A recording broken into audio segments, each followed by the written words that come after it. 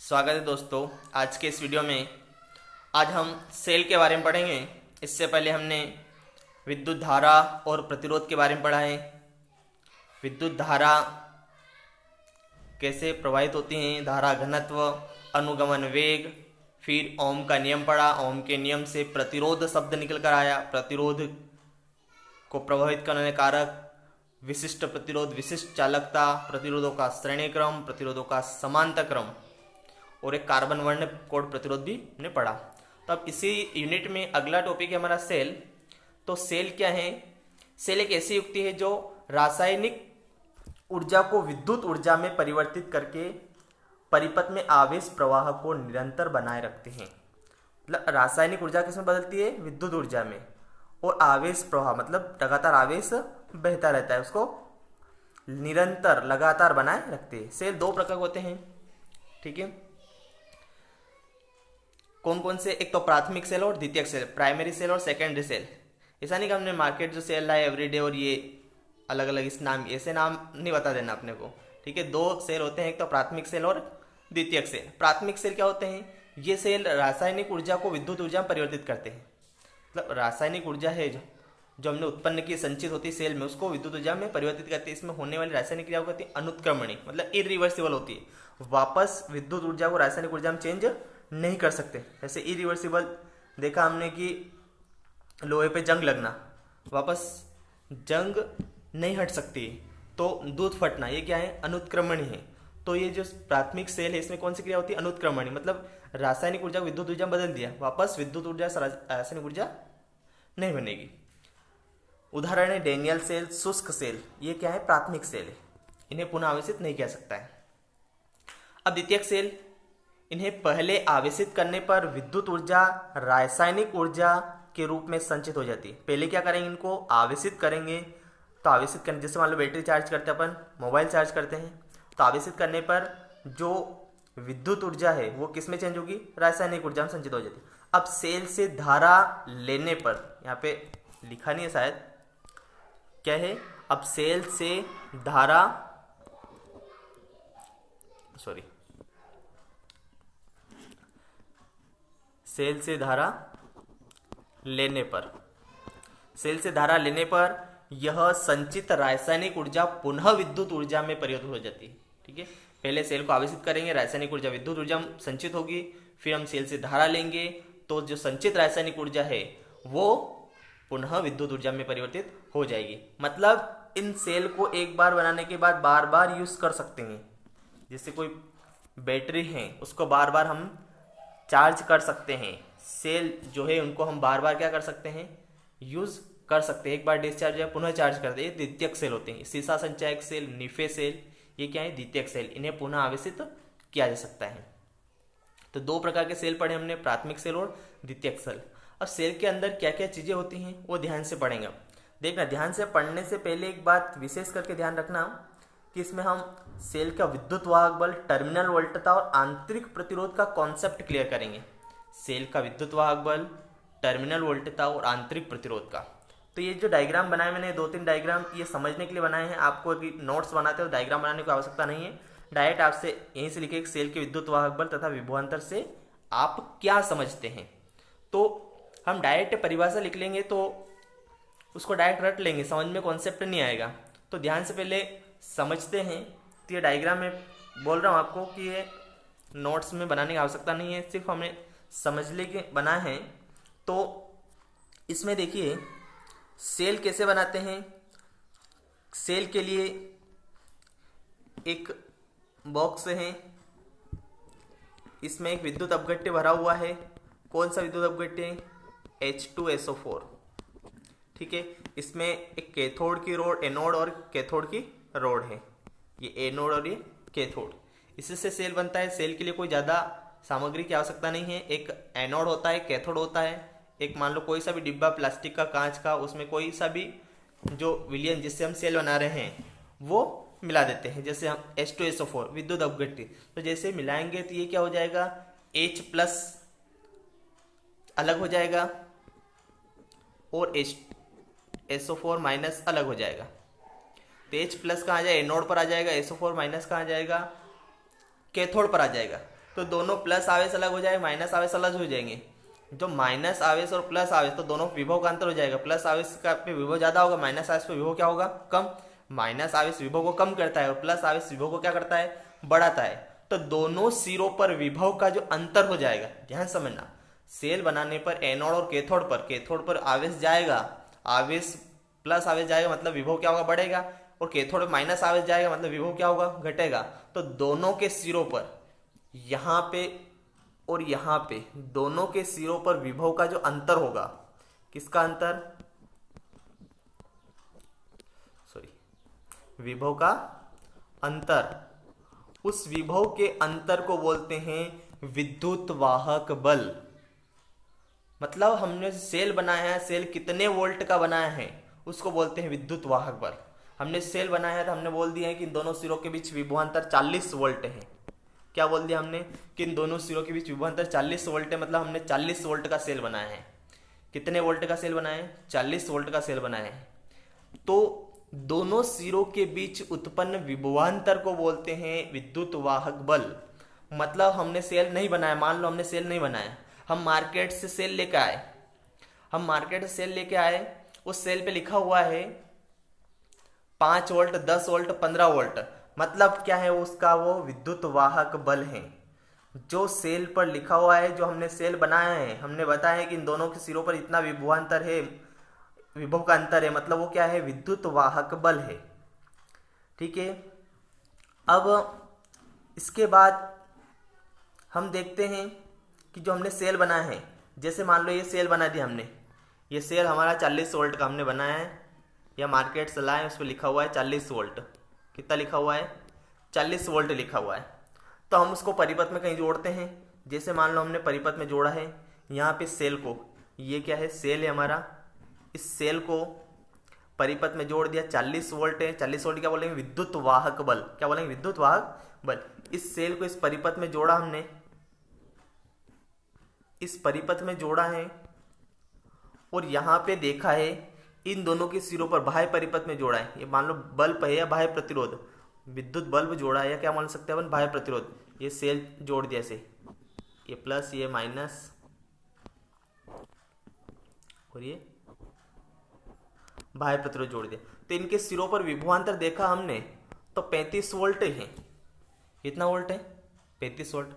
अब ये क्या हो गया, हमने तो 40 वोल्ट का बनाया सेल, मान लो हमने तो कितने वोल्ट का बनाया, 40 वोल्ट का सेल बनाया, हमने चेक भी किया, लेकिन ये 30 वोल्ट, 35 वोल्ट, 5 वोल्ट कहाँ गया, 5 वोल्ट कैसे गायब हो गया। हम जनरली कोई सेल लाते हैं तो 40 वोल्ट का 35 वोल्ट ही दे रहा है। इसका कारण क्या है, तो जो 35 वोल्ट जो मिल रहा है, इसको बोलेंगे हम टर्मिनल वोल्टता। टर्मिनल वोल्टता मतलब इतनी जो मिल रही है हमें, वो टर्मिनल वोल्टता। अब बात हुई कि 35 वोल्ट मिला है हमें, 40 वोल्ट का सेल बना है, 35 वोल्ट, तो 5 वोल्ट गए कहाँ, 5 वोल्ट गए कहाँ। तो जो 5 वोल्ट है हमारे, जो 5 वोल्ट है, वो हम धारा देखते हैं कि धारा कहाँ जाती है, प्लस से माइनस की ओर। हमारा जो कॉन्सेप्ट है, हमने अभी तक जो याद रखा है कि प्लस से माइनस की ओर धारा जाती है, लेकिन सेल के अंदर भी माइनस से कहाँ जाएगी, प्लस की ओर धारा जाएगी, माइनस से प्लस की ओर धारा जाएगी। तो इनमें जो विभवांतर होगा, या जिनमें जो धारा उत्पन्न होगी, मतलब ये धारा को रोकेंगे या विभवांतर उत्पन्न होगा, दोनों वो कितना है, 5 वोल्ट सेल के अंदर। तो 40 वोल्ट में जैसे ही पहले यूज किया था, पहले हमने क्या किया, उपयोग नहीं लाया, तो इससे कोई धारा प्रवाहित नहीं हो रही है। तो पहले कितना था, 40 वोल्ट, और जैसे ही धारा प्रवाहित करना चालू कर दिया हमने, तो यहां से भी ये जो धारा है अंदर इधर जाएगी, तो इधर भी क्या होगा, रुकावट उत्पन्न होगी। तो यहाँ पे जो विभव होगा वो कितना होगा, 5 वोल्ट। कितना होगा, 5 वोल्ट। तो यहां पर भी एक प्रतिरोध है अंदर, उसको बोलते हैं आंतरिक प्रतिरोध। सेल के अंदर एक प्रतिरोध है, सेल के अंदर एक प्रतिरोध है, जो धारा यहां से यहां तक जाने में उसको लगता है। अगर कोई प्रतिरोध नहीं लगता तो हमें टोटल क्या बनता, विद्युत वाहक बल जितने वोल्ट का हमने बनाया है। जैसे अधिकतर हमने देखा है कि कोई सरकार योजना चलाती है, मान लो सरकार की बात कर लें, सरकार योजना चला रही है 1000 रुपये देने की, तो लास्ट जिसके पास 1000 रुपये भेजने उसके पास कितने आएंगे, 900 रुपये आएंगे। अब मान लो 100 रुपये कहाँ गए, तो 100 रुपये कहाँ चले गए, भ्रष्टाचार, भ्रष्टाचार हो गया। तो इसी प्रकार इसको मान लिया अपन 1000 रुपये मतलब विद्युत वाहक बल है, 900 क्या है हमारा टर्मिनल वोल्टता, हमें जो मिल रही है वो कितनी मिल रही है, टर्मिनल वोल्टता, और 100 रुपये कहाँ चले गए हमारे भ्रष्टाचार में। तो देखिए इस प्रकार से जो सेल को हम मार्केट से नया लाए हैं, उसको यूज नहीं किया है, तो उसके सिरों के बीच जो विभवांतर होगा किसी परिपथ में नहीं जोड़ा है हमने, तो उसके सिरों पे विभवांतर को बोलते हैं विद्युत वाहक बल, मतलब उससे कोई धारा नहीं ली। और उस परिपथ को किसी जोड़ने के बाद उनके जो सिरों के बीच विभवांतर उत्पन्न होगा उनको बोलते हैं टर्मिनल वोल्टता, ठीक है। और आंतरिक प्रतिरोध सेल के अंदर जो धारा प्रवाह में जो रुकावट डालती है, अभी बताया मैंने कि सेल के अंदर या धारा प्रवाह यहां से यहां तक धारा प्रवाह में जो रुकावट डाली जाती है उसे सेल का आंतरिक प्रतिरोध कहते हैं, ठीक है। तो हमेशा जब कितने भी वोल्ट का मार्केट से लाएंगे, जैसे मान लो अधिकतर बल्ब पे लिखा होता है 220 वोल्ट, लेकिन वास्तव हम चेक करेंगे परिपथ में तो 220 वोल्ट नहीं होगा। अब एक और बात है, चेक कैसे करेंगे, ये भी कंडीशन है। मान लो हमने बल्ब लगा दिया तो चेक कैसे करेंगे, तो चेक करने के लिए एक वोल्ट मीटर आता है वोल्टेज चेक करने का। जैसे मान लो यहाँ बल्ब लगाया तो इसके साथ इधर समांतर क्रम में वोल्ट मीटर लगा देंगे V, यहाँ वोल्ट मीटर लगा देंगे, जितना वोल्ट आ रहा वो हम पता कर सकते हैं। अब देखिए सिंपल सी परिभाषा आप लगता है अच्छे समझ में आ जाएगी कि सेल के विद्युत वाहक बल तथा विभवांतर या टर्मिनल वोल्टता, इसको ऐसे लिख लेना, विभवांतर की जगह क्या है टर्मिनल वोल्टता, ठीक है, इसको लिख लेना टर्मिनल वोल्टता, तो अच्छा रहेगा। विभवांतर शब्द तो हमने पहले ही पढ़ रखा है, टर्मिनल वोल्टता बोलते इसको, ठीक है।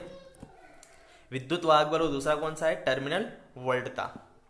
देखिए विद्युत वाहक बल क्या है, जब सेल खुले परिपथ में होता है, अभी बताया मैंने खुले परिपथ अर्थात उससे धारा प्राप्त नहीं करते हैं, अभी बताया मैंने सेल से धारा प्राप्त नहीं करते, तो दोनों इलेक्ट्रोडों के मध्य विभवांतर को विद्युत वाहक बल कहते हैं। जो सेल के दोनों इलेक्ट्रोड है उसके मध्य विभवांतर को क्या बोलेंगे, विद्युत वाहक बल कहेंगे, ठीक है। जब सेल खुले परिपथ में है, मतलब नया लाया पेटी पैक सेल है, तो उसके सिरों के बीच विभवांतर को क्या बोलते हैं, विद्युत वाहक बल, ठीक है। जब सेल खुले परिपथ में होता है तो उससे कोई धारा प्राप्त नहीं करते हैं, तो दोनों इलेक्ट्रोडों के मध्य विभवांतर को विद्युत वाहक बल कहते हैं। इसे ई से प्रदर्शित करते हैं। टर्मिनल वोल्टता देखो, जब सेल बंद परिपथ में होता है अर्थात इससे धारा प्राप्त की जाती है, तो सेल के दोनों इलेक्ट्रोडों के मध्य विभवांतर को टर्मिनल वोल्टता कहते हैं, ठीक है। जब सेल बंद परिपथ होता है, जब उससे धारा प्राप्त कर रहे हैं, मतलब ऐसा हो जाए कि धारा प्राप्त कर ली और बंद हो गई, तो बाद देखेंगे उसमें क्या होगा, विद्युत वाहक बल बताए। जब तक उसमें धारा प्रवाहित हो रही है, चालू कंडीशन में हम बताएंगे, तो क्या होगा, टर्मिनल वोल्टता, ठीक है। जैसे मान लो किसी सरकार ने अपने को 100 रुपये देने की योजना बनाई, तो जब तक योजना नहीं चलेगी तब तक कोई भ्रष्टाचार नहीं होगा। भ्रष्टाचार कब होगा, जब योजना चलनी प्रारंभ होगी। ऐसा है कि जब कोई काम होगा तो ही उसमें क्या होगा, रुकावट होगी। तो जब सेल बंद परिपथ होता है तो उससे धारा प्राप्त की जाती है, दोनों इलेक्ट्रोड मध्य विभवांतर क्या बोलते हैं, टर्मिनल वोल्टता। इसे V से प्रदर्शित करते हैं। अब देखिए सेल के आंतरिक प्रतिरोध, तो सेल के अंदर आंतरिक प्रतिरोध, एक प्रतिरोध बाह्य प्रतिरोध आपने पढ़ा है जो धारा के रुकावट डालता है, एक सेल के अंदर आंतरिक प्रतिरोध मतलब सेल के अंदर का प्रतिरोध। तो सेल के अंदर विद्युत अपघट्य द्वारा, किसके द्वारा, अभी बताया मैंने इस डायग्राम में, देखिए ये इसके द्वारा,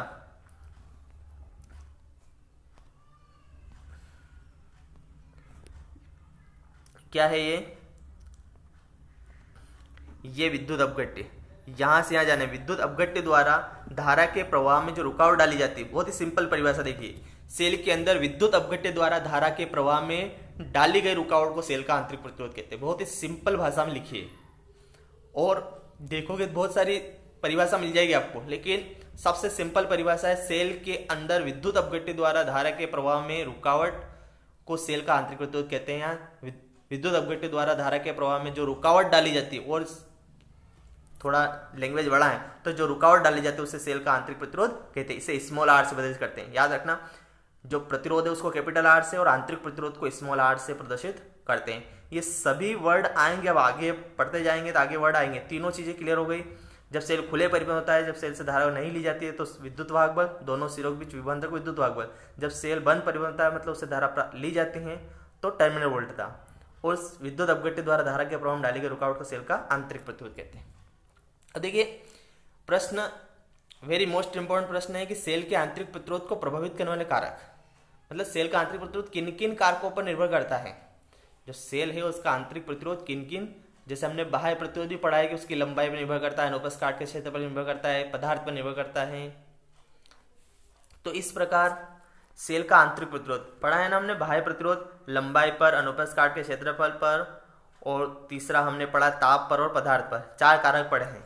तो आंतरिक प्रतिरोध के भी 4 कारक है। देखिए सेल का आंतरिक प्रतिरोध इसमें अधिकतर मिस्टेक हो जाती है कि प्रश्न आया कि सेल प्रतिरोध को प्रभावित करने वाले कारक लिखिए, तो हम आंतरिक प्रतिरोध के प्रभावित करने वाले कारक लिख देते। यदि कॉन्सेप्ट हमारा क्लियर नहीं है, हमने प्रतिरोध पढ़ा, अब दोनों अलग अलग प्रश्न है, प्रतिरोध को प्रभावित करने वाला कारक और ये सेल है, सेल के अंदर या सेल के आंतरिक प्रतिरोध को प्रभावित करने वाले कारक। तो सेल का आंतरिक प्रतिरोध निम्नलिखित 4 कारकों पर निर्भर करता है। या ऐसा आ सकता प्रश्न कि प्रभावित करने वाले कारक लिखिए। तो सेल का आंतरिक प्रतिरोध निम्नलिखित 4 कारकों पर निर्भर करता है। सबसे पहले 4 कारकों के नाम याद कर लो, बाकी कुछ नहीं याद हो तो वो बाद में देखेंगे। दोनों इलेक्ट्रोडों के बीच की दूरी पर, दूसरा है विद्युत अपघट्य में डूबे विद्युत अपघट्य में इलेक्ट्रोडों के डूबे हुए भाग के क्षेत्रफल पर, विद्युत अपघट्य में इलेक्ट्रोडों के डूबे हुए भाग के क्षेत्रफल पर। तीसरा है विद्युत अपघट्य की सांद्रता पर, चौथा है विद्युत अपघट्य के ताप पर। ठीक है, दोनों इलेक्ट्रोड मतलब कैथोड और एनोड को इलेक्ट्रोड बोलते हैं। ठीक है, ये सेल बनाया हमने, ये मान लो ये पात्र है कोई सा, इसमें कोई विद्युत अपघट्य है, ये क्या है विद्युत अपघट्य है। विद्युत अपघट्य में एक क्या है एनोड और एक क्या है कैथोड, ये प्लस और ये क्या है माइनस। ठीक है, अब देखिए पहला है दोनों इलेक्ट्रोडों के बीच की दूरी पर, मतलब यहां से यहां तक इलेक्ट्रोडों के बीच की दूरी, धारा माइनस से कहां बहेगी प्लस की ओर, दिख रही है माइनस से कहां जाएगी प्लस की। तो दोनों इलेक्ट्रोडों के बीच की दूरी पर जितनी कम दूरी होगी तो विद्युत धारा को कम दूरी तय करनी पड़ेगी, प्रतिरोध कम होगा। जितनी दूरी ज्यादा होगी उतना प्रतिरोध क्या होगा बढ़ेगा, दूरी ज्यादा तय करनी पड़ेगी। तो दोनों इलेक्ट्रोडों बीच की दूरी, मतलब दोनों इलेक्ट्रोड बीच की दूरी बढ़ाने में सेल का आंतरिक प्रतिरोध बढ़ता है। दूरी जैसे ही बढ़ाएंगे, दूर दूर करेंगे तो प्रतिरोध बढ़ेगा, क्योंकि दूरी ज्यादा तय करनी पड़ेगी। धारा कहाँ आएगी माइनस से प्लस की ओर, और यदि दूरी कम होगी तो प्रतिरोध क्या होगा कम। तो सिंपल लिख सकते हैं कि दोनों इलेक्ट्रोड समझ में आ गया, याद रखना है ऐसे। इलेक्ट्रोड मतलब एनोड और कैथोड, दोनों इलेक्ट्रोडो, यदि इलेक्ट्रोड शब्द नहीं आए तो एनोड और कैथोड के बीच की दूरी बढ़ाने पर, इलेक्ट्रोडों के बीच की दूरी बढ़ाने पर सेल का आंतरिक प्रतिरोध बढ़ता है। दूसरा शब्द है दोनों विद्युत अपघट्य में डूबे हुए इलेक्ट्रोड के क्षेत्रफल पर, या विद्युत अपघट्य में इलेक्ट्रोड के डूबे हुए भाग पर। देखिए ये जो भाग है यहां से यहां तक, इतना भाग विद्युत अपघट्य में डूबा है, इतना भाग विद्युत अपघट्य में डूबा है, ऊपर का क्या है विद्युत अपघट्य में डूबा हुआ नहीं है। तो विद्युत अपघट्य में इलेक्ट्रोड के डूबे हुए भाग के क्षेत्रफल पर, थोड़ा ही कॉन्सेप्ट बोलने में आ जाएगा तो आ जाएगा अपने को याद, मतलब आगे पीछे बोल सकते हैं विद्युत अपघट्य डूबे इलेक्ट्रोड का भाग, या विद्युत अपघट्य में इलेक्ट्रोड के डूबे हुए भाग, आगे पीछे सेंटेंस अपनी आवश्यकता अनुसार कर सकते हैं। तो विद्युत अपघट्य में इलेक्ट्रोड के डूबे हुए भाग के क्षेत्रफल पर, तो जितना ज्यादा क्षेत्रफल डूबा हुआ होगा उतना प्रतिरोध कम होगा, जितना ज्यादा क्षेत्रफल होगा, जितना विलयन ज्यादा होगा उतना प्रतिरोध क्या होगा कम होगा। विलयन जैसे कम होगा तो जैसे मान लो स्टार्ट में ज्यादा, मान लो विद्युत अपघट्य रहता है, नया लाते हैं तो अच्छी क्या बोलते हैं उसको, बैटरी हो तो बैटरी में अच्छी लाइट चलती है। अब सेल खत्म हो जाए, घड़ी में देखते हैं सेल खत्म हो जाता है तो कांटा चलता तो है लेकिन ज्यादा आगे नहीं बढ़ता है, रुक जाता है। तो मतलब उसकी क्षमता, जो प्रतिरोध है वो जो क्या हो जाता है, आंतरिक प्रतिरोध जितना ज्यादा विद्युत अपघट्य होगा उतना आंतरिक प्रतिरोध कम होगा। विद्युत अपघट्य कम होता जाएगा, आंतरिक प्रतिरोध क्या हो जाएगा बढ़ता जाएगा। तो विद्युत अपघट्य जो इलेक्ट्रोडों के विद्युत अपघट्य में डूबे हुए भाग का क्षेत्रफल बढ़ने पर आंतरिक प्रतिरोध घटता है। जितना क्षेत्रफल ज्यादा हो, स्टार्ट में क्षेत्रफल ज्यादा होता है, आंतरिक प्रतिरोध क्या होता है कम होता है। ठीक है, जितना क्षेत्रफल ज़्यादा होगा डूबा हुआ भाग, उतना आंतरिक प्रतिरोध क्या होगा, कम होगा। तो पहले में बढ़ता है, दूसरे में क्या होता है, घटता है। ऐसे याद कर सकते हैं कि दोनों इलेक्ट्रोड बीच की दूरी बढ़ाने पर सेल का आंतरिक प्रतिरोध बढ़ता है। दूसरा, इलेक्ट्रोडों के विद्युत अपघटन डूबे भाग का क्षेत्रफल बढ़ने पर, भाग का क्षेत्रफल बढ़ेगा तो आंतरिक प्रतिरोध क्या होगा, घटता है। ठीक है, दोनों कॉन्सेप्ट क्लियर। विद्युत अपघट्य की सांद्रता पर, अब विद्युत अपघट्य की सांद्रता किसको बोलते हैं, सांद्रता मतलब जो H2SO4 मिलाया है, तो प्योर H2SO4 कभी नहीं मिलाते हैं। H2SO4 मान लो हमने 1 लीटर लिया है तो 20% H2SO4 लेंगे, 80% पानी लेंगे, 80% क्या लेंगे, पानी लेंगे। तो जितनी सांद्रता है, मान लो 20% सांद्रता, 10% सांद्रता, 5% सांद्रता, तो विद्युत अपघट्य की सांद्रता बढ़ाने पर सेल का आंतरिक प्रतिरोध बढ़ता है। जितनी ज़्यादा सांद्रता, जितना कम मिलाएंगे उतना अच्छा, जितना ज़्यादा पानी होगा उतना अच्छा। मतलब सांद्रता बढ़ाने पर, जितनी सांद्रता बढ़ाएंगे, मान लो हमने कर दी कि H2SO4 की 25%, तो आंतरिक प्रतिरोध क्या हो जाएगा, बढ़ जाएगा। सांद्रता कम होनी चाहिए। तो विद्युत अपघट्य की सांद्रता बढ़ाने पर सेल का आंतरिक प्रतिरोध क्या होता है, बढ़ता है। ऐसा नहीं कि सेल अपने बनाना है तो H2SO4 कितना ही मिला दो अपने हिसाब से, उसकी फिक्स मात्रा के अकॉर्डिंग मिलाएंगे सेल अच्छा चलेगा। नहीं तो उसमें जितनी अपने को वोल्टेज है चाहिए उतना नहीं मिलेगा। तो सांद्रता अगर बढ़ाएंगे तो सेल का आंतरिक प्रतिरोध बढ़ेगा। तीसरा है ताप पर, ताप बढ़ने पर सेल का आंतरिक प्रतिरोध क्या होता है, घटता है। याद रखना, ताप बढ़ने पर सेल का आंतरिक प्रतिरोध क्या होता है, घटता है। जैसे प्रतिरोध में क्या होता है, ताप बढ़ने पर प्रतिरोध बढ़ता है, लेकिन इसमें क्या है, ताप बढ़ने पर सेल का आंतरिक प्रतिरोध क्या होता है, घटता है। इन दोनों में देखो, सांद्रता, विद्युत अपघट्य सांद्रता बढ़ने पर सेल का आंतरिक प्रतिरोध बढ़ता है, और विद्युत अपघट्य के ताप बढ़ने पर सेल का आंतरिक प्रतिरोध घटता है। इसमें बढ़ता और घटता, चारों पॉइंट यदि याद हो गए आपको, जैसे पहला है कि दोनों इलेक्ट्रोडों बीच की दूरी पर, दूसरा है विद्युत अपघट्य में इलेक्ट्रोड के डूबे हुए भाग के क्षेत्रफल पर, तीसरा है विद्युत अपघट्य की सांद्रता पर, और चौथा है विद्युत अपघट्य के ताप पर। तो कुछ नहीं करना है, आपने ऐसे कैसे पॉइंट लिखा, पहले में बढ़ता, दूसरे में घटता, तीसरे में बढ़ता, चौथे में घटता। ठीक है, दोनों इलेक्ट्रोड बीच की दूरी बढ़ाने पर सेल का आंतरिक प्रतिरोध बढ़ेगा। विद्युत अपघट्य में डूबे इलेक्ट्रोड क्षेत्रफल बढ़ाने पर आंतरिक प्रतिरोध घटेगा। सांद्रता बढ़ाने पर सेल का आंतरिक प्रतिरोध बढ़ेगा। ताप बढ़ने पर सेल का आंतरिक प्रतिरोध घटेगा। ठीक है, तो ये आशा करता हूं कि आपको ये कॉन्सेप्ट समझ में आया होगा, विद्युत वाहक बल, विभवांतर और आंतरिक प्रतिरोध। आगे आने वाले वीडियो में हम विद्युत वाहक बल, विभवांतर में क्या अंतर है, दोनों विभव का ही है, मतलब कोई ज़्यादा अंतर हम जनरली समझते ज़्यादा अंतर नहीं है जितने, पर थोड़ा सा अंतर जो परिपथ चालू है और परिपथ बंद है, वही कॉन्सेप्ट है। उसमें दोनों का मात्रक वोल्ट ही होता है। विद्युत वाहक बल का मात्रक वोल्ट, टर्मिनल वोल्टता का भी मात्रक वोल्ट। ठीक है, जो विभवांतर का है, वास्तव में दोनों विभवांतर ही है। दोनों क्या है, विभवांतर, कोई नया नाम दे देते, इनका मात्रक क्या होगा, वोल्ट ही होंगे। और सेल के आंतरिक प्रतिरोध का मात्रक नहीं लिखवाया है मैंने शायद, तो इसमें लिख लेना, सेल का आंतरिक प्रतिरोध कहते हैं, इसका मात्रक ओम है। आंतरिक प्रतिरोध का मात्रक भी क्या होगा, ओम है। ठीक है, धन्यवाद।